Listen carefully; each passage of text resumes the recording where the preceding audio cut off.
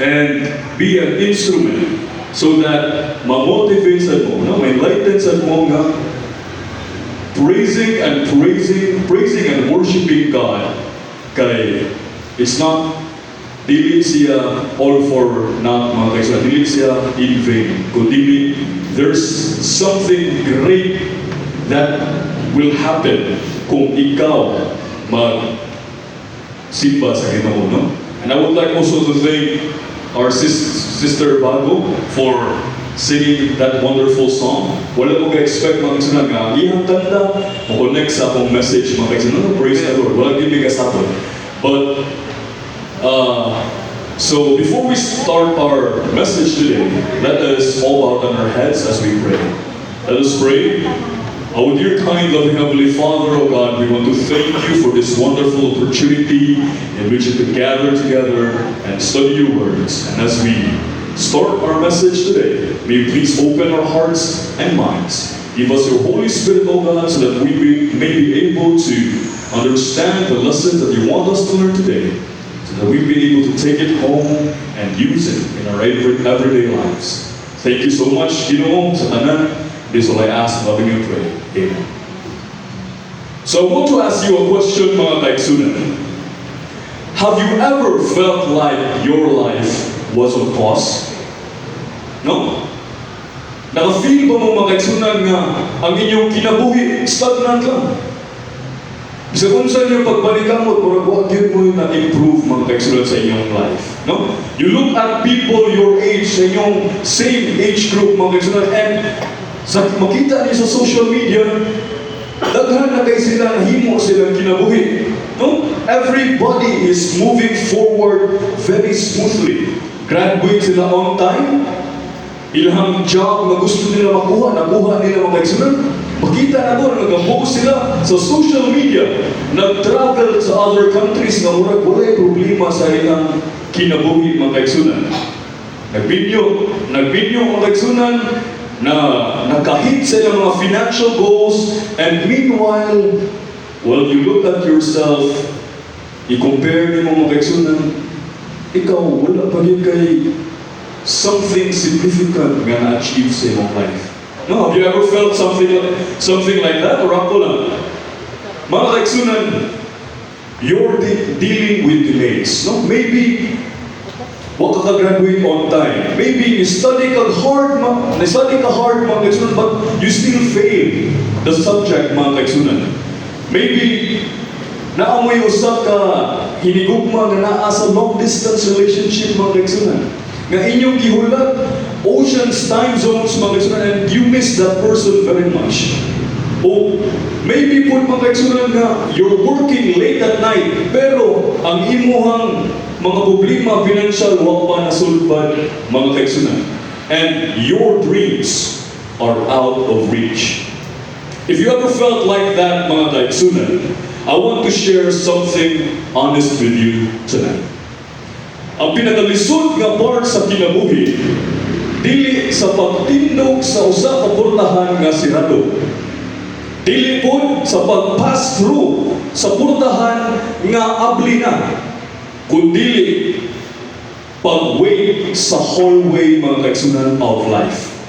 No? Wa pa kay nakita nga portahan nga sirado o abli.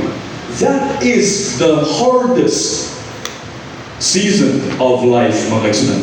The hallway is an uncomfortable place.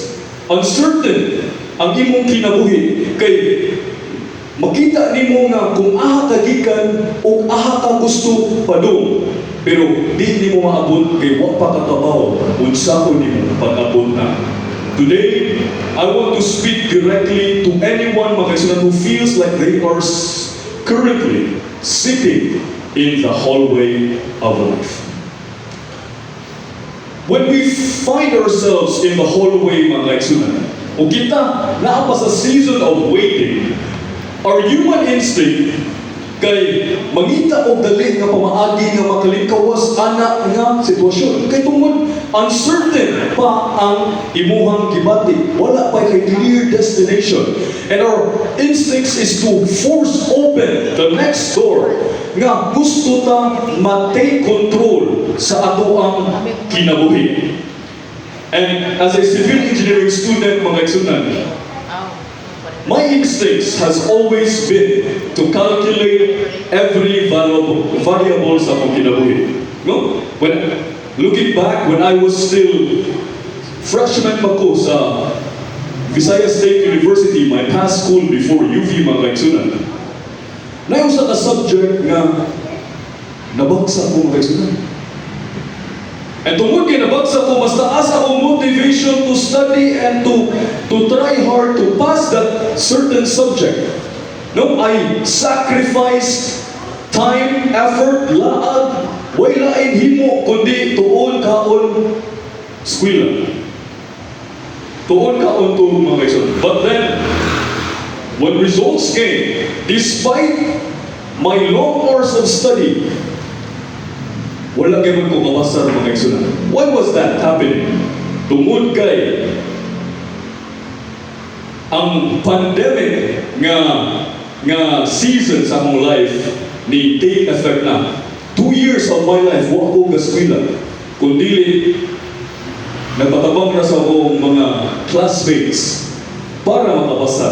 No? 2 weeks before graduation, naanak ko maestra, naman mong grado. Nyawa pa ko, second grading pa ko, mga kaigsunan. To make a long story short, nakapasar ko, kikipakopya ko sa akong tanang mga barkada. Pasar ko with honors, bronze. Pero, pag abot sa college, wala, napapasta na. Nabagsak, mga kaigsunan. And to make matters worse, mga kaigsunan, tungod kay nabagsak ko, naka-decide ang family na mo to transfer schools. Kay tungod, ako kay allowance ito, magpadala ako ginahangog 1,000 each week to get by, mga kaigsunan. Then, decided me to go to a university nga mas tuol diri. And we decided to work, to study dito sa the University of the Visayas. But the problem is, private university, bayad tuition. And to get by, mga kaigsunan, nag-work ko as a working student. Aron yun kay during that time, wala ko man may stable income. Praise the Lord. Higaan mi sa Ginoo karon o kaning stable income na. But during that time, to kami Gaswila College, it's very hard yun, mga kaigsunan. So I decided to work in the president's office sa University of the Visayas. And then, time came, nga nitaas ang akong year level, nag-isod na ko mga kaigsunan o schedule sa akong time. Dili ko ka-study, kay you have to put in the hours para po sa imong duty. So, dili ka maka-study. So, I had to resign, mga kaigsunan. And that time, mga igsunan, kitaghan jud kayo og mga challenges nga dili nimo masabtan. Kung resign ko, makaswila ko ba itong mga igsunan? Mga ingana na mga pangutan. And mga kaigsunan, I was the type of person to write journals. I wrote journals back when I was grade 12, since 2022 up until now. And when I read back katong mga written outputs na ko back sa 2022, mga kaigsunan, niingon, nagbasahan ako. I wrote down this exact few words. Life's been testing me lately, and it's testing me hard, mga kaigsunan. No? I tried writing, mga kaigsunan, 6-month goal, nga kung ako gusto maabot. No? I tried copywriting. I tried voice acting, mga kaigsunan. Anything to force a breakthrough. But every time I relied on my own cleverness, I ended up right back to where I started. Kapoy, disappointed, o ka-wonder, ngano ang Ginoo wala katabang nga paabton ko sa kumahan ako gusto maabot, mga kaigsunan. We often make a dangerous assumption that when life gets delayed, we assume that because our plan fell through and God has forgotten us. Atong ipamutan na mga kaigsunan, Lord, ganun it takes so long man Nga naman Ginoo nga, maski pa sa akong physical, mental, o emotional nga investments, wa pa maghihapon ko naabot sa gusto na ko maabot sa kinabuhi. Nga naman, nga ang mga peers na ko nga makita na ko na hayahay lang ang kinabuhi, naabot nila yung mga gusto. Those questions are in my mind, mga kaigsunan. Niagi sa unang mga kaigsunan. But one moment sa akong kinabuhi changed everything. One verse, Ecclesiastes 3 verse 11. No? Ato mabasa mga kaigsunan. When I read this, it changed my whole perspective sa kinabuhi. Ecclesiastes 3 verse 11, it says, He has made everything beautiful in its time. He has also set eternity in the human heart. Yet, no one can fathom what God has done from beginning to the end. Notice mga kaigsunan, He has made everything beautiful in its time. Notice nga, Ginoo na ingon nga, He has made everything beautiful in your time. He has made everything beautiful in His time, according to His will, mga kaigsunan. Here's the truth. I had to learn through prayer and tears, mga kaigsunan. A delay from God is not a denial from God. Ang Ginoo wa gabiya nato sa hallway sa atong kinabuhi. Wa nato siya gabiya sa hallway sa waiting. Tungod kay gusto siya mo punish na tuwa. He keeps us in the hallway to prepare us, mga kaigsunan. Andamon kita sa Ginoo, maunang gipahuwat ta sa Ginoo. O ang Ginoo ni hatag nimo o power, mga kaigsunan, before you had character. Kung saan nga ito, power will destroy you. If God will give you riches, kadatuan, kwarta, before siya muhatag nimo sa skills to manage those finances, those riches and kwarta will ruin you, mga kaigsunan. If God gave you the destination, if God gave you the destination and not the journey, mga kaigsunan, ang journey dili makatudlo nimo kung unsa ang pamaagi para maabot ka sa imong destination, mga kaigsunan. When I look back, mga kaigsunan, sa akong mga journal entries pag 2023, no, I noticed a shift, mga kaigsunan. Instead of grinding in my own strength, no, panikamot sa imong kaugalingong kusog, na ako'y gisuwat nga prayer, mga kaigsunan. This was during the pinatalisod sa akong kinabuhi, mga kaigsunan. The deepest part sa akong pagsuway. No? I wrote down this prayer. Iwan mo kayo makaya. I surrendered everything to God. My life partner. I asked Him. Ako siyang gipangayuan, mga kaigsunan, og something great. Let me tell you what I asked. 3 things. I asked Him to help me excel in my college journey. From a failure, nabagsak, mga kaigsunan, o transfer, I asked Him nga mo-excel ko sa akong college journey.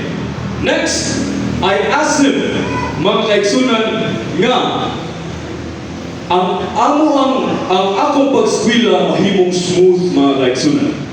And lastly, I asked Him nga if it is in accordance to His will,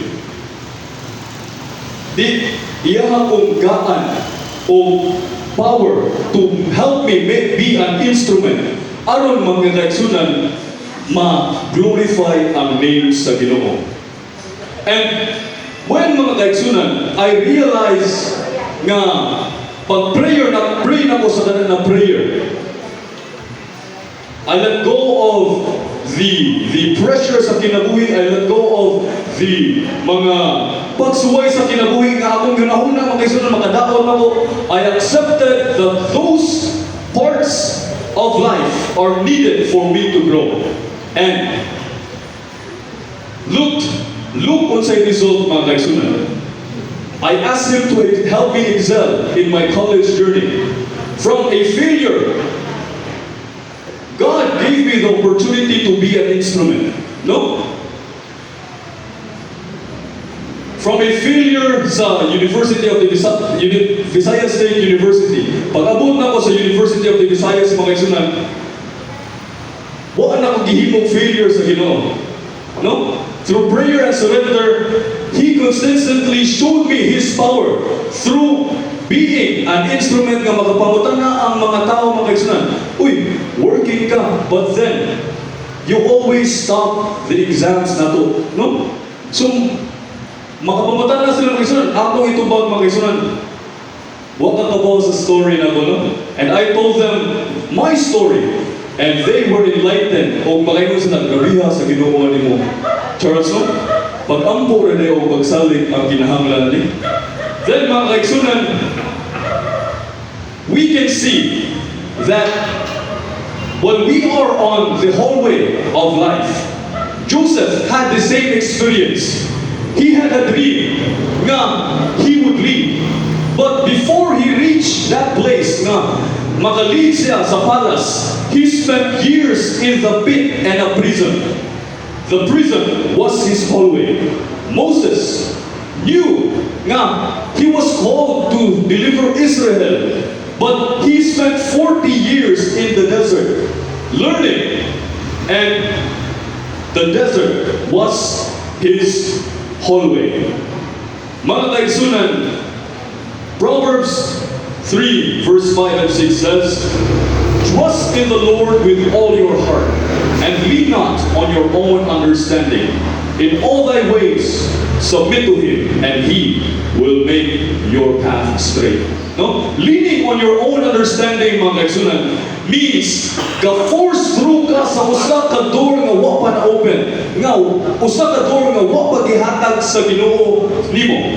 Trusting with all your heart means sitting in the hallway and saying, "Lord, I don't know when the door will open, but I know who holds the key, and that is you."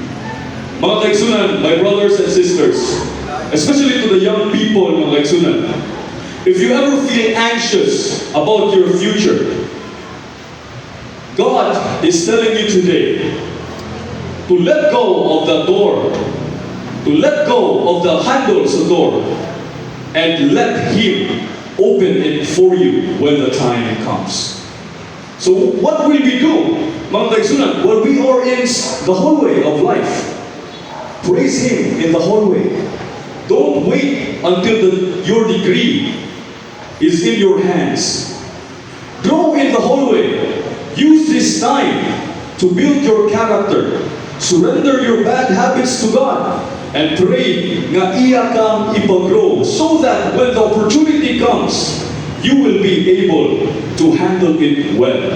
And lastly, trust in His timing.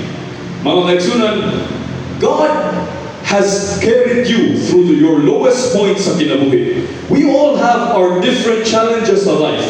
We all have our different stories. And I know that you had your lowest points in yung kinabuhi nga wala namang kabawan sa ibuhaton.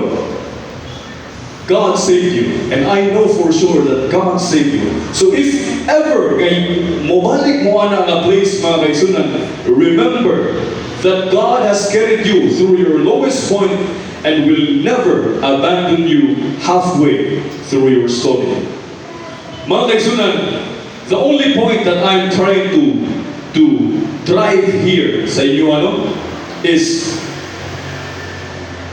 life is full of challenges. And the challenges of life needs a perception nga different ang angle.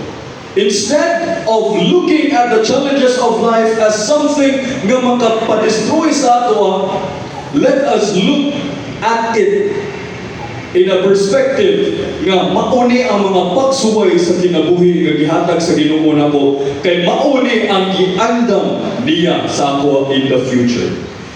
We surrender our timetable sa Ginoo, mga kaigsunan. Don't make your life hard. Surrender your anxieties to Him and trade it for His peace. You stop trying to force mga kaigsunan your own way and let the master planner sa imong kinabuhi bring you to the life that He wants. And that life is for sure the perfect life that you will be able to have in this world. Mga kaigsunan, this is my prayer, and I hope that this short message will bring a reflection sa atong kinabuhi nga ang Ginoo anaa ka nato o andam mo guide sa atong tanan. This is my prayer, and God bless us.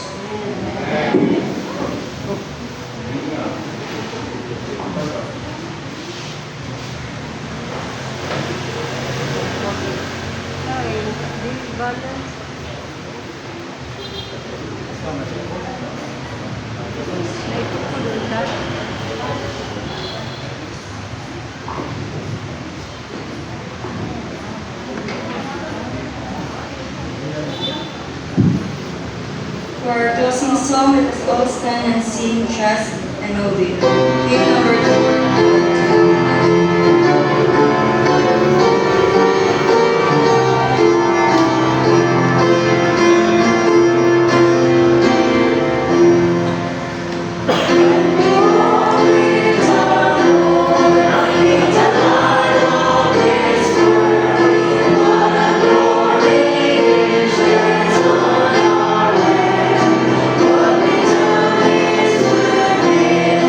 He abides with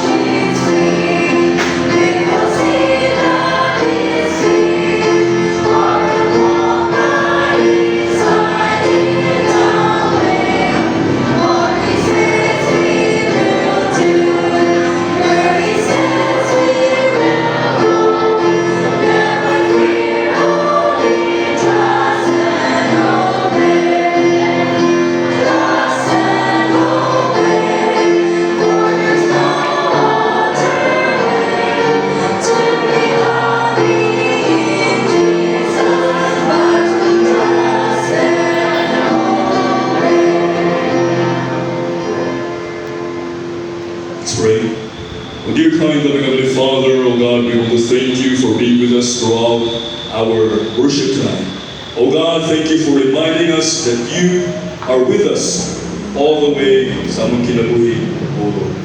That you will never forsake us. You will never leave us in the middle of our different stories sa kinabuhi. Oh God, as we go home tonight, will you please be with us? As we separate ways, will you please protect us as we travel so that we will be able to arrive home safely and be back here tomorrow to worship and glorify your name once again. Thank you for everything. This is all I ask, loving and praying. Amen.